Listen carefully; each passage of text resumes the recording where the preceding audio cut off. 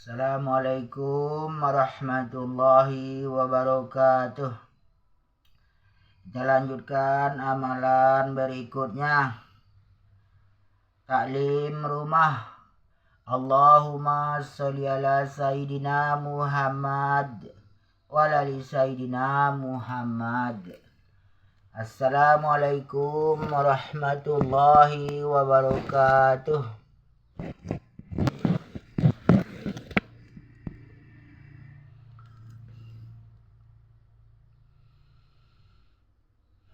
Kitab tentang sifat orang munafik dan hukuman untuk mereka. Diriwayatkan dari Zaid bin Arqam radhiyallahu anhu. Ketika kami musyafir bersama Rasulullah sallallahu alaihi wasallam, tiba-tiba banyak orang ditimpa kesulitan. Lalu Abdullah bin Ubay berkata kepada pengikutnya, "Janganlah kamu memberikan perbelanjaan kepada orang-orang muhajirin yang ada di sisi Rasulullah sallallahu alaihi wasallam, supaya mereka bubar meninggalkan Rasulullah sallallahu alaihi wasallam." Quran Surat Al-Munafikun ayat 7. Zuhair berkata, adalah bentuk bacaan Al-Quran bagi orang yang membacanya secara baris di bawah. Abdullah bin Ubay berkata lagi, sesungguhnya jika kita telah kembali ke Madinah, benar-benar orang yang kuat akan mengusir orang-orang yang lemah daripadanya. Quran Surat Al-Munafikun ayat 8. Zaid berkata, aku terus berjumpa Nabi sallallahu alaihi wasallam.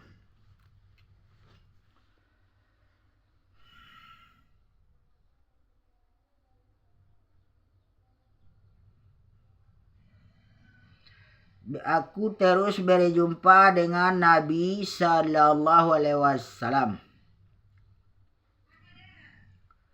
Memanggil Abdullah. Mendulangi, aku terus berjumpa Nabi sallallahu alaihi wasallam. Memberitahukan kata-kata tersebut. Lalu Rasulullah sallallahu alaihi wasallam memanggil Abdullah bin Ubay bertanya tentang ucapannya. Tetapi Abdullah bersumpah tidak pernah berkata demikian. Malah dia menjawab bahwa Zaid telah membohongi Rasulullah sallallahu alaihi wasallam. Waalaikumsalam. Tidur lampu itu dulu. Zaid berkata, aku menjadi resah mendengar jawabannya itu, sehingga Allah menurunkan ayat menjelaskan kebenaranku. Apabila orang-orang munafik datang kepadamu, mereka berkata, kami mengakui bahwa sesungguhnya kamu benar-benar Rasul Allah, dan Allah mengetahui bahwa sesungguhnya kamu benar-benar Rasulnya, dan Allah mengetahui bahwa sesungguhnya orang-orang munafik itu benar-benar orang pendusta. Quran Surat Al-Munafikun ayat 1. Zaid berkata, kemudian Nabi sallallahu alaihi wasallam memanggil Abdullah bin Ubay dan pengikutnya supaya meminta ampun. Zaid berkata, mereka menggeleng kepala masing-masing, seolah-olah datang kayu yang tersandar. Zaid berkata, sebenarnya rupa paras mereka amat baik.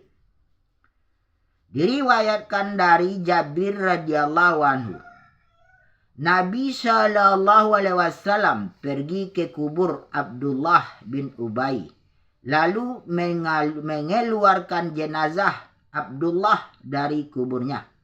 Nabi meletakkan jenazah Abdullah di atas dua lutut Nabi, lantas meludahnya. Kemudian memakaikan baju Nabi kepada jenazah tersebut. Allah lah yang mengetahui segala-galanya. Diriwayatkan dari Ibnu Mas'ud radhiyallahu anhu, 3 orang lelaki telah berkumpul berdekatan Baitullah.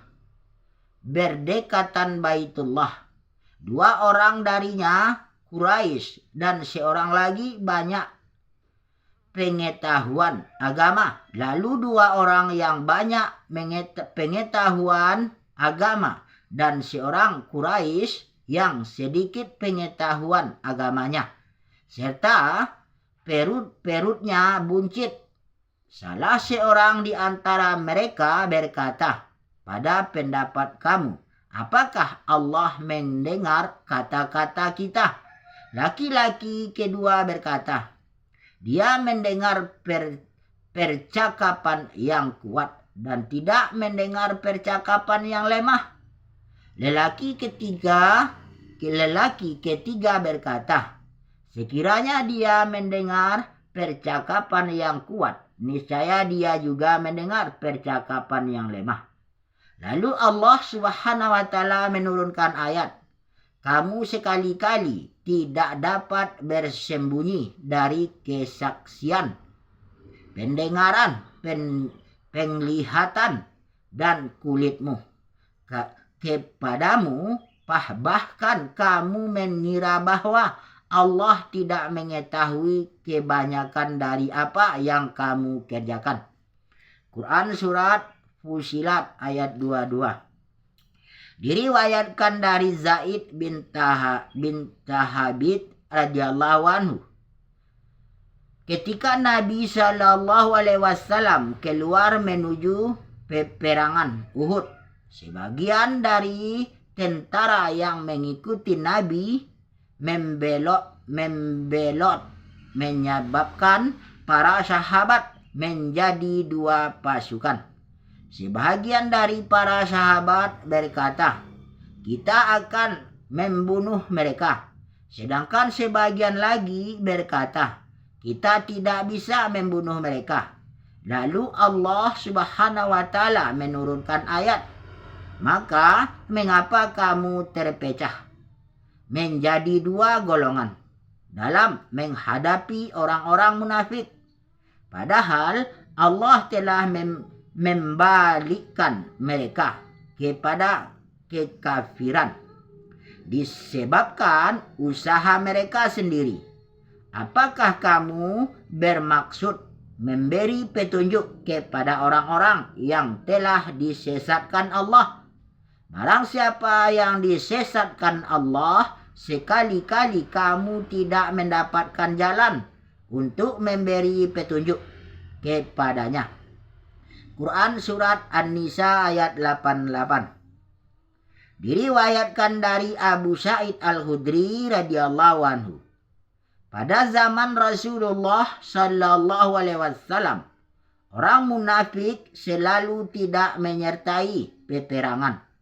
Malah mereka bergembira dengan sikap mereka tidak bersama Rasulullah Sallallahu Alaihi Wasallam. Apabila Nabi Shallallahu Alaihi Wasallam kembali, mereka mengemukakan berbagai alasan kepada Nabi sambil bersumpah dan mengharapkan pujian terhadap apa yang mereka tidak lakukan. Lalu Allah Subhanahu wa taala menurunkan ayat, janganlah sekali-kali kamu menyangka bahwa orang-orang yang gembira dengan apa yang telah mereka kerjakan dan mereka suka supaya dipuji terhadap perbuatan yang belum mereka kerjakan. Janganlah kamu menyangka bahwa mereka terlepas dari siksa, dan bagi mereka siksa yang pedih. Quran Surat Ali Imran ayat 188. Diriwayatkan dari Ibnu Abbas radhiyallahu anhu,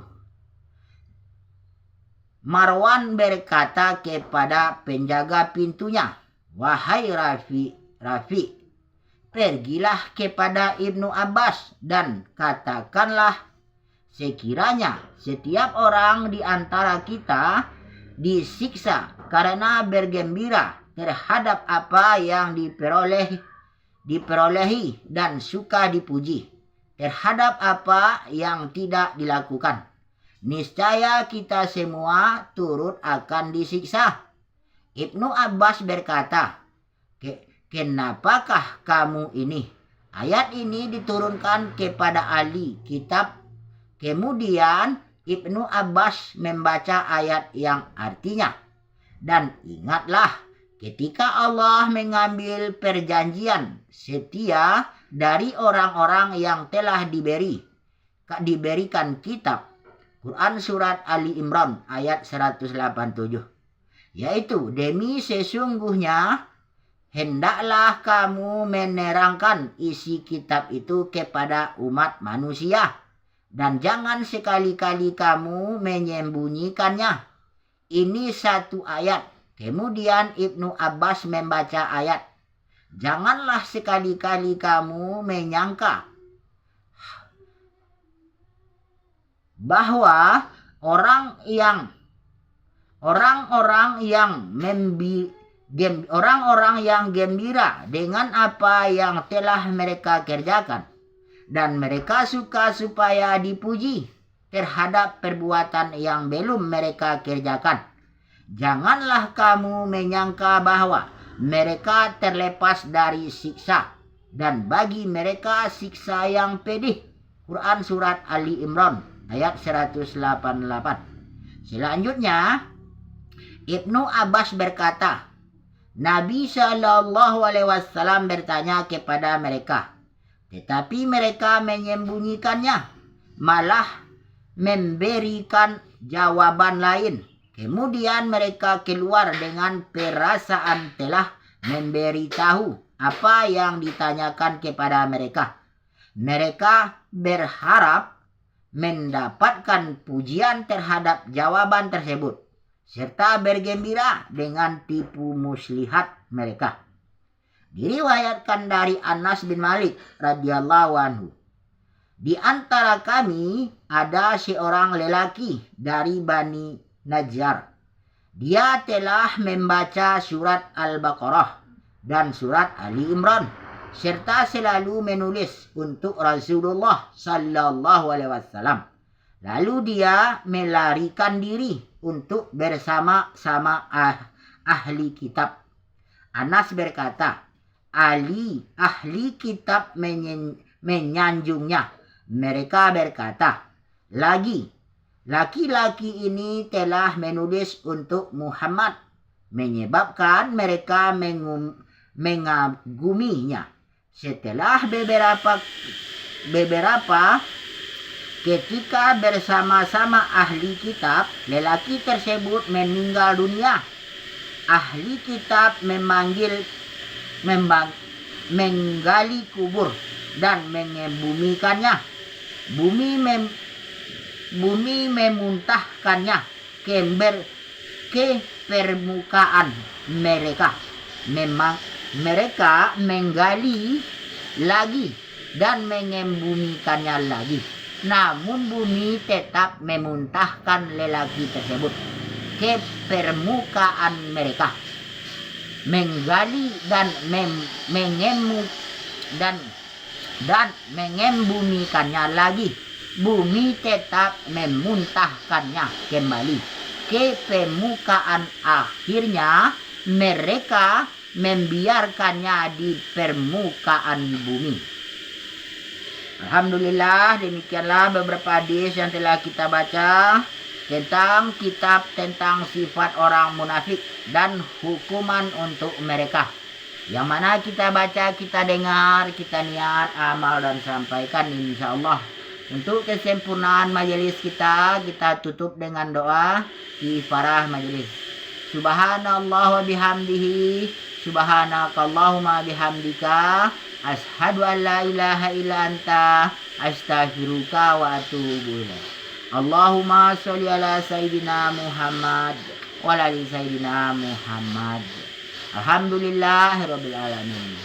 Assalamualaikum warahmatullahi wabarakatuh. La ilaha illallah Muhammadur Rasulullah.